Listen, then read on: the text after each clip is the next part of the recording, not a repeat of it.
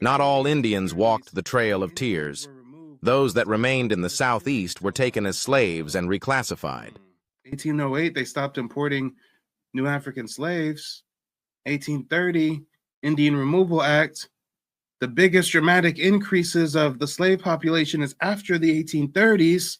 Well, not all Indians were forced on the Trail of Tears, and some were not forced on the Trail of Tears, but taken as prisoners of war and placed on concentration camps, i.e. plantations. Oh, guys, you do realize that the white settlers had only colonized the South for about 20 or 30 years before they had to give up slavery. Indian Removal Act is 1830. The South, the Southeast, my ancestral homeland, Alabama, Georgia, we got kicked out of there in 1830. Guess when the Civil War ended? 1865.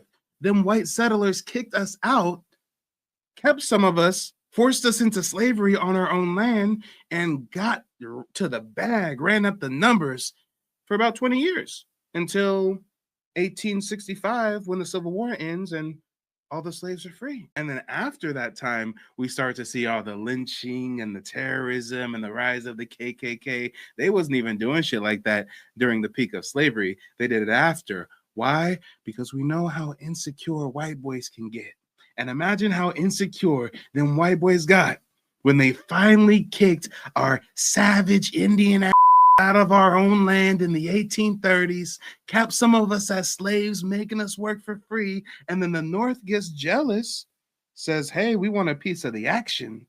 Oh, y'all want to succeed? Nah, we gonna free your slaves, have them fight for us. We gonna fuck y'all up.